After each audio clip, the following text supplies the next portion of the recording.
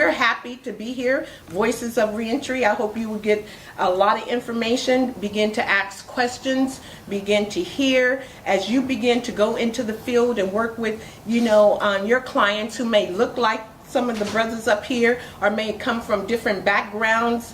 And you'll be at ease to be able to give them all that you have to help them succeed. Now, can we make anyone change? No, we cannot make anyone change. But the one thing that we can do is that we can provide good information, and we can plant seeds of hope and encourage our clients to water and nurture those seeds of hope. And then in addition to the brothers who have changed their lives, I felt it was important to bring in community people. So we have some community people here also that have grown up in some of the neighborhoods but didn't take the same path as a lot of the brothers who have changed their lives. And so it's important for the community people and those who are turning their lives around, that we come together and we give information and we make it a sense of being hopeful that we all can take part in changing communities if we really want to. Hello, welcome everyone again. My name is Deetra Thomas. I'm a student here at City College. I've been here since January of 2011. I journeyed to City College after I was released out of prison in December of 2010. I did not have my GED, nor had I had any experience with maybe a little bit of college. I went for a hair license. So I spent some time in college. I spent 17 months or so.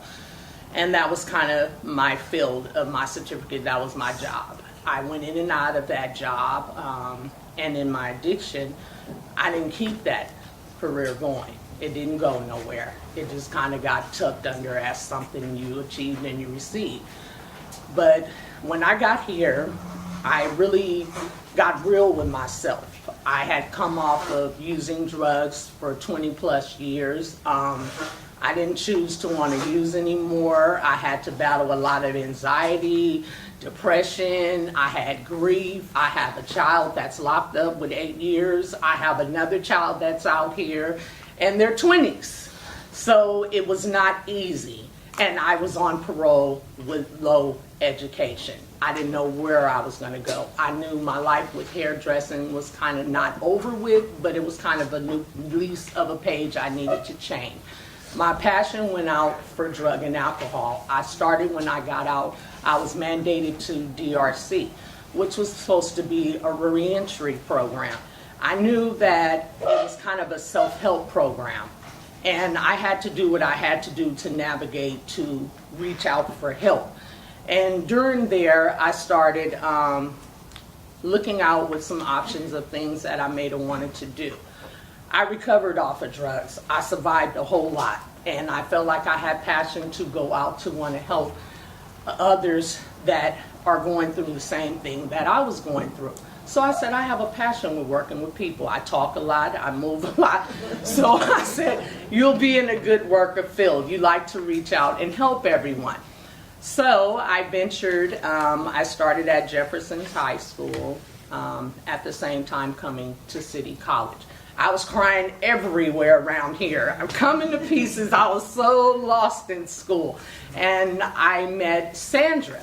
Sandra told me about Way Pass. I'm graduating next month out of the I was released from prison in January 2012 after serving 29 years for, oh wow, really? After serving 29 years for multiple murder here in San Francisco. The last 5 years I was in prison, I had founded and chaired the Balanced Reentry Activity Group, which we call BRAG. And the way that came about is that it was a large lifer population at Soledad, and we would go to the board, and the poll board would basically say, well, you know what, hey, you're doing great, you know, everything is fine, but we need you to bring us some anger management or some life skills or some other group. They wasn't in the prison. they didn't exist. So year after year after year, that's the game that they played. So we got together, myself and a couple other lifers, and said, well, you know what? CDC is not going to give it to us, so we got to get it ourselves. Right. So we started shopping around, and we come to find out that there were a number of men on the yard that were certified facilitators of different groups. They had got their certification at other prisons. So we says, okay, and so we said we need to form what they call an inmate activity group, which is an activity group that is sanctioned by the prison administration, and we'll be allowed to have movement in the evening after work hours. So we set about doing that. Our first class was about six or seven guys, one free staff sponsor, and he had 6 nonviolent communication cassettes. That was our first class. Fast forward that to 5 years down the road, when I got found suitable for parole, we had upwards of 250 men actively involved in our programs. Right? And so we start having mock boards, and we start helping people prepare for the board, okay, and go in there and represent yourself, okay, and talk for your freedom, man. You can't sit there, and not talk. So I get ready to get out. I go to the board, and it doesn't happen too often, but it was a split decision. The commissioner found me suitable. The deputy commissioner didn't. So what that means is that I have to go to an M-Bank hearing in Sacramento, and the whole parole board in totality, which is like 13 commissioners, they decide. The good part about that is that I think it's either 4 or 5 people can come and speak in my behalf for parole. The downside to that is that 4 or 5 people can come and speak against me getting out. But I was blessed, and no one came to speak against me getting out. And, I had family and friends, and came, and I was found suitable. When I left prison, I was very humble, because the last 6 months that I was in prison, I almost self-destruct twice. All right? And I knew that this had happened because it was something I'm supposed to learn from it. Okay, because I'm getting ready to go out there, and it's something I'm supposed to learn. And I had heard through AA the whole concept of, one day at a time, which I thought was garbage. All right, one day at a time. Okay, it sounds good. Okay, whatever. But I was so down and so depressed and trying to find an answer that I literally lived day to day for about 6 weeks. The best time of the day for me was at the end of the day when I went in the cell, I closed the door, and fell down in the bed. The worst time was waking up in the morning, believe it or not. Wake up like, okay, here's another one. Right? So when I left, I know that I was leaving because the good Lord opened the door and said, go. And I was going to be all right. I get out, and I'm going to Walden House, 890, because I went through the substance abuse program to qualify me for the aftercare program. And I came out and got to Walden House on a Thursday, was able to see my family and kids, 9-month-old great-grandson I didn't know I had, so everything was cool. Right? Another issue is lifers coming out. There's a lot of, as you know, there's a lot of lifers coming out now. Due to politics and time and people getting aging out and everything, right? One thing that I see is not working good for the lifers is that lifers are coming out and being housed in recovery. And lifers coming out doesn't have a recovery problem. They don't have a drug problem. And the programs and classes that they are being obligated to attend, most of them facilitated them classes in prison. And most lifers that's coming out, they are prepared to hit the ground running and start their life. and they're not being allowed to do that, you know. My name is Manuel. My government slave name is LaFontaine. And where do I start? So let me do something to get us. It's 6:20. How many here can identify as someone who has done one day in county jail? At least one day. It's a whole handful of us, right? And I mean, I salute you for the courage, because sometimes I've gone spaces and it's hard for people to raise their hand, and then they tell me that they should have raised their hand after I'm done speaking. Because that question could have been proposed differently in 1838. And the question could have been, how many here are from the Cherokee Nation? 1838. Can somebody give me why I mentioned 1838? Trail of Tears.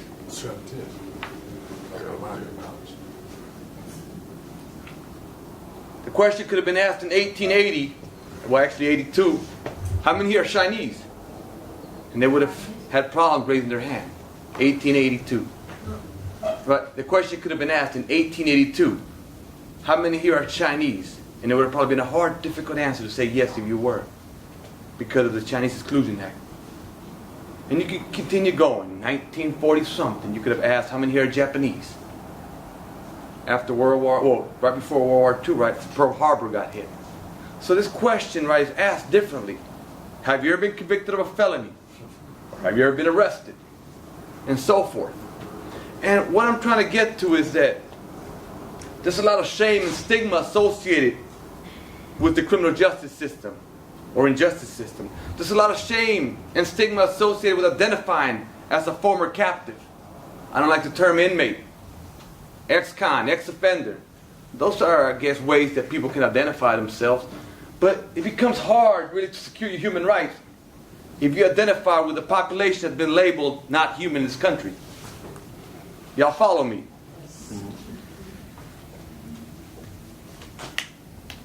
There's three take-home messages that I like people to, they can't remember anything else about this presentation I'm about to make that I want people to embrace, right? The first one is the power to speak in our own voice. I own me. I'm not a slave to anybody. So we have to move from merely being a storyteller, right, to be someone that can embrace who we are, which is my second point. The power to embrace vulnerability. Sometimes we shy away because we don't want to show that ugly side of us. So we will find ways to always put that makeup on, that mascara on, that facade to somehow move. It helps us survive. That's one thing that if we figure out how to embrace, those of us that have been somehow survived the madness that we lived through, if we find out how to embrace that, wherever we go, we'll go places you will never imagine. If you would have told me 5, 10, 15, 20 years ago that I would have been in the White House or that I'm going to be in the Department of Justice meeting with elected officials, I would have laughed at you on many reasons. At the first level, I'm like, man, I'm not my frame of reference. I can't see myself ever unless I'm a tourist, right? The second is that once I became conscious, I'm like, how am I going to talk to these oppressors or captors or people that have hurt my people, our people, and make them change just based on my story? That I'm going to say, you know what, torture's happening in the cages of California and New York and different places. It's somehow going to be like, you know what, poor thing. I'm going to sign this act, I'm going to do this, I'm going to do that. So I had all these issues with not only identity, but the fact is, what I'm going to do with the privilege that I have. The privilege of being born in this country. It's a huge privilege. The privilege of being a man in this country. Or not in the traditional sense of a man of like someone that's strong or buff or carries a gun or is able to, but a man like in the sense of someone that's able to respect those around him or her, depending on how you identify, because there's some men that identify as women. So that's the second, and I think that separates. And what I mean is that I don't mind to get into the core of an onion. What happens when you peel an onion? Right? So I've had my moments where I've cried, literally. I'm not afraid to cry. But it's deeper than just crying. It's figuring out how do we use our personal story to move a collective agenda, right? Because it's easy to say, well, you know what, I could have came here and said this. My name is Manuel Fontaine. I'm happy to be here. I'm a former graduate of City College. I'm a former graduate of San Francisco State, graduate summa cum laude. I'm a former peer organizer, a second chance. Alvin Jenkins gave me a chance. That's where I met Phoebe Vanderhorst. and she helped open up a window I hadn't seen before. And I could keep on going, and I've met so many people here in this room, right? And talk about how I do this, I do that, look at me. But the reality, we got a serious problem in this country. And the problem, we're in denial. We're in denial about race, about class, about sex, about gender. We're in denial. So when they ask me, has there been progress been? I mean, we got a black president, we got a Puerto Rican Supreme Court judge. When we start going to this, I start to ask myself, wow, the society is really, really having some strong issues. Because we're addicted to punishment. We're addicted to violence. We should admit that. We love to go to war. And I'm not saying each one of us here. I'm saying society as an institution. Because there's money in wars. There's money in locking up people. Big money. There's money in ankle bracelets. And we have to move from that self-hate. That power of vulnerability means that at times we don't want to show that, but we're caught up in that. I can't speak the way he can speak. I can't speak the way Obama speak. I can't speak the way so-and-so speak. The things you can. We've got to do our homework. So before you go speak anywhere else, you got to figure out what I'm going to say that's going to help push us. Push the people that can't have a voice. The people like Comrade, Ernest Kirkwood, many of them people like him were inside at my ear even when I was too hard-hit to listen. My name is Jamal Sanford. I grew up here. I was born and raised in San Francisco. And I grew up in between a couple of neighborhoods between Bayview and Betrayal Hill.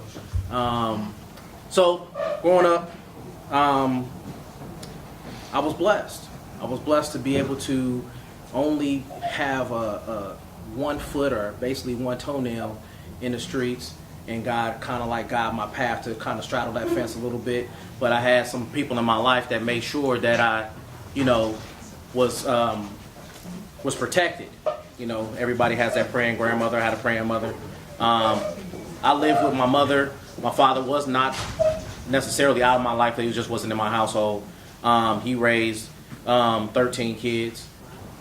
I did have a very, very strong wake-up moment where one night, after running from the police and almost being shot, somebody came to me the very next day, and this was in high school. Somebody came to me very next day in high school and told me about this youth program.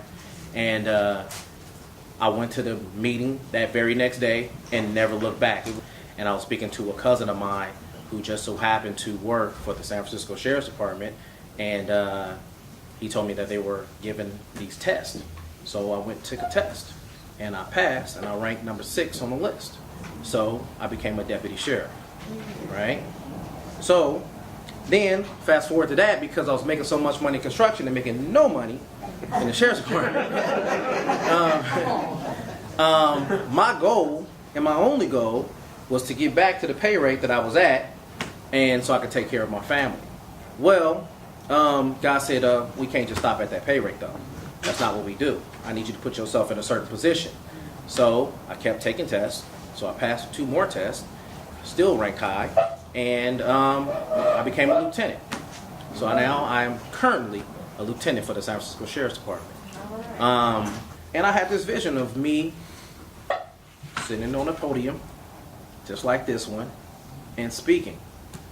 And that very next day, I get a transfer letter. Where's the transfer letter to? Community programs, right? So I get to community programs, and I meet Dr. Jones, I meet Phelicia Jones, I meet Floyd Johnson, and guess who's their supervisor? Me. Right? Now, all these people, I probably had about maybe 10 years in the department, and every last one of them almost had about 30 years in the department. So what I'm gonna tell them? How am I supervise people that got more time in than me, that know decades of stuff more than I do, especially about community, right? So I was very, very impressed to see that that was not the situation. They actually embraced me. They took me in. They gave me all the information I needed. We decided to have these meetings so that we could support each other. And then here goes Miss Phelicia Jones, right? So Phelicia Jones had Discovering Your True Self.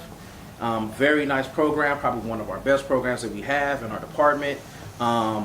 because it's finding yourself first, taking accountability for yourself, knowing yourself, looking in the mirror. And she said, well, I think we need to take these to the high schools and the colleges and to the middle schools, and we need to present it this way and that way. And then she played this Jedi mind trick on me and said, what do you think, LT? You think you can help me with it? And, so I'm like, yeah, I can support that, but I think we can do it this way. So she kind of really, how you coach somebody into an answer? That's what she did to me, right? So fast forward, we set up some things. We went to the Town School Youth Fine School District, got a memorandum of understanding with them, between them and the Sheriff's Department, to be able to go to the schools. And what we were trying to do with the Speakers Bureau is basically give our young people the full story, right? We have a lot of young men and older men. We have a lot of men and women who have stories that these young men and women need to hear in order to say, hey, this is the path of the life that I lived and that path that I took, and I don't want you to go through those same bumps and bruises that I did. And I'm out, I changed my behavior, I'm very successful, I'm very happy, and you can be too. My story, American Indian, Lakota Sioux, and Black. Dad's from Louisiana, my mom's from South Dakota. I'm a father, I'm a son today, I'm a grandfather, I'm a brother, positive, try to be a positive role model. Never will be perfect, come to terms with that. Kind of got distracted the last couple of years. My perception of life, being a man, was real twisted. And it's been a blessing. I got 7 children. I got a son, I got a daughter 31, I got a son 31, 3 days apart. Different moms. I got a son 29, different mom. I got 3 daughters 28, different moms. And I got the boy right there 16, Makai. Played a major part for me. Like I said, I did about 22 years in a 30-year period of time, from the 80s to the 90s, up until 08. The information and the things that I learned, in the last 15 years, him being born, me being an adult, and realizing responsibility and being a father and being a man, and kind of woke me up. And I had heard that saying, it takes a village to raise a child. Majority of the cats up in them prisons is kids. It's been mistreated. It's kind of hard to show love or show respect, integrity, or the different things that come with change if you've never really seen it. You know what I mean? And that's from the law to the underworld. So I was blessed. I got out January 12th, 08. Got out of Pelican Bay, chose to go to Walden House. Parole officer told me I didn't have to do that. I said, no, I need to. Got custody of my son while I was in there. Started asking for help. Ain't did a whole bunch of schooling. A lot of my peers have, and I see the benefit for me, for them, but for me, like I say, being a father was really, really monumental. And when God blessed me, and we went through some things in that county jail before I went back to prison, that when I came home, like I say, fair was an option. And it's still not an option. And we have to have programs, we have to have people out here that are sincere, that are 100, that are trustworthy, integrity, that's going to do the right thing. And I try to carry myself that way now, and I find that I get victimized a lot, but at the same time I get blessed. I look at the scales as being balanced. A lot of things I got away with, I end up paying for now. You know what I mean? Or at least I use that as an excuse to stay in my lane. You know what I mean? Not to use it to go to the left, fall off. It's been rough. It's been rough, and it's been a blessing. like I was telling the lieutenant, it's nothing like I thought it would be. It's greater in some ways, and then it's harder in some ways. But I get a joy out of it, and I sleep good, and I feel good coming out and being able to honestly sit up here and talk to you, or stand up, and I don't have to feel bad about nothing that I'm doing. But you know what I mean? It ain't no bullshit. I'm not, you know what I mean? I ain't saying I'm perfect. But I know how to pay my bills. I know how to drop my son off at school, pick him up, go in there and talk to the teachers. I know how to explain to him that my record will affect his future if he doesn't take advantage of the opportunities that he has. If he drops the ball and does something behind whatever, gets in trouble, they look at us. They had him, when I got out of prison, they had him marked, they had a prison cell already built for him. We need sometimes, we need places, we need people, we need organizations that we can deal with coming home in the process of change. Because I got addicted to hurting people. I got addicted to getting money fast. I got addicted to a lot of different things, drama. And to come back out, I've been released from prison 7 times. I haven't ever came home to do anything negative. I would always exhaust my positive resources. I mean, I put in 20 applications to McDonald's and Kentucky Fried Chickens or whatever, never got a response. I've done all of that. If I didn't have the people now, the resources to go and talk to, get some understanding, and share my experiences with, sometimes I wouldn't be hanging on. I still wouldn't be in my lane, because it's not fair. And it's not because I'm black, it's not because whatever, it's choices that I've made that got me where I'm at. But it's ways to get out of it. You know what I mean? And just because I changed don't make me more important than the guy that went to school for 8 or 9 years to do this. You know what I mean? So at some point we gotta all come together and figure it out. All right. I'm Clarence. I don't need his name tag because most of you I attend class with. I really appreciate that you're out here tonight. And first I want to start to say I really appreciate my former professor, your professor, Phelicia Jones, because that's how I was introduced to this program, Voices of Recovery. She brought some guys in the classroom, and I really related to them. Why I had to have a criminal record. I too had visited every penitentiary in the state of California. You know what I mean? Almost every one of them. And not because I was actually doing criminal acts. It was because of behavioral, which I've learned a lot. My behavior was I didn't want to stop using and drinking, and therefore I violate, and the violation would send me back to penitentiary. It wasn't that I was trying to get in your purse or trying to rob somebody. It was just that I didn't give a damn about society, because all I wanted to do was stay loaded and addicted to the lifestyle. I'm learning to, I go to school here and I study to be an alcohol drug counselor, and I'm learning a lot of my own self. And that's why I'd rather be with this panel, because I'm learning about me. You know, you can sit here and we can tell you about our incarcerations, and it probably doesn't affect most of you. You've probably never been incarcerated. But the fact is, you are you, and you have struggles. And what I've learned in this process is, it's no matter if you've been incarcerated or not, we need to know who we are. You know, people didn't mean anything to me.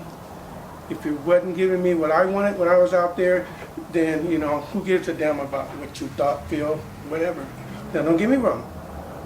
Even today, I'm in AA, and I don't want to probably admit it, but I do. But I've come to learn is I really don't give a damn what you think about me. It's none of my business. And that keeps me safe over here. I don't have to get in your head. I stay in my own, and I try to stay out my head. You see? Because you know what? Life is beautiful, and I've learned that since I've been associated with all the programs that I've put myself into today. You know, all the struggles I had in life I created on my own. I don't blame society. You know, I don't blame the sheriff department, the police department. You know, they didn't do anything to me. They didn't even know me. I made myself known to them. So, I don't knock them. They have a job to do, and I cross their boundaries. But what I learned today is I have a job to do, and that is to love Clarence, do for Clarence what Clarence needs to do for Clarence, and don't think the society owes me anything. You owe me nothing. As a fact, I probably owe society from all the times I got away with taking from you. I took from society like it was my own. But today, I come to learn, and again, me, and that's the good thing about it. I'm learning me. I'm learning, how do I feel about, let's say, the Missouri incident, or the Maryland incident, or what's happening over here in Bayview, and my surrounding neighbors, or the people that I associate with. What and how does it affect me, and how do I feel about it? It's not what you may feel about it. Like Phelicia said when she first came up here, I can't change any of you, but I sure the hell can change me, and that's my goal. I've been in and out of penitentiary for damn near. They call me a now and later. Matter of fact, in the penitentiary, that's my label. A now and later. These guys who've done time know what I'm talking about. While they're doing for 20 years, I'm coming in for 6 months out, back 6 months out, but I did 20 years with them. But they'll tell you at the end of the time, see you later. See you now, see you later. Okay, my name is Dominique McDowell. I'm a drunk and a dope fiend. So I need to make that clear first. But respect it. I smoked crack for a lot of years. I've been in every prison in California except 2. So we get that out the way. Because this ain't no sad story. This ain't no bad. Y'all gotta move around with me because I don't stay. This brings me back though. It's an honor to work with Phelicia. She told me things back in 1999 that got me to the day. My name is Jeff Stewart. I'm a member of Hunters Point. I've been living in the city all my life. I'm a part of Discovering Your True Self, and how I got involved was being incarcerated here in San Francisco County. Phelicia Jones is like a relative of mine, so me being the sneaky person I am, I try to go sign up for her program so, I can get little perks and, find my way out. But upon walking in and trying to run up to her, hey, Phelicia, she kind of gave me that cold shoulder like you ain't getting no special treatment up in here. So, kind of woke me up to my ReEntry. I grew up,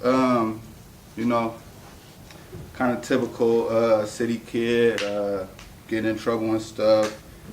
Selling drugs, around guns and stuff, but I always in the back of my head knew it kind of wasn't, it just always didn't feel right. Stuff didn't feel morally right to me.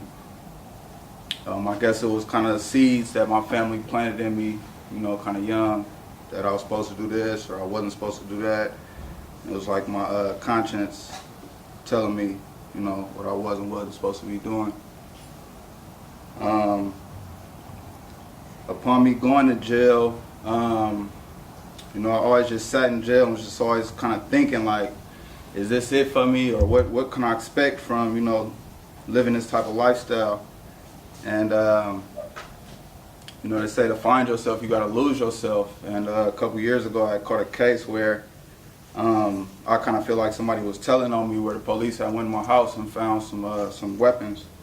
And I was looking at a long time in jail.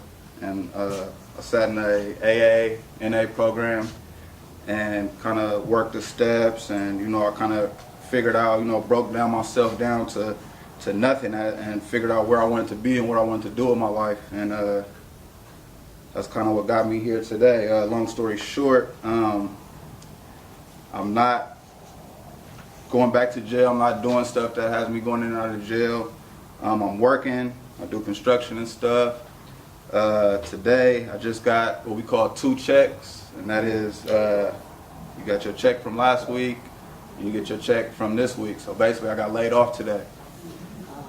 And yeah, it's cool. My my new thinking has taught me that that's good. That's experience that I got, and it's on to the next one. I'm in the union, you know. I'm cool. I ain't got nothing to worry about. Like, you know, people was getting mad and stuff today, wondering what happened. I'm like, you know, it's a blessing. I'm going on to the next thing.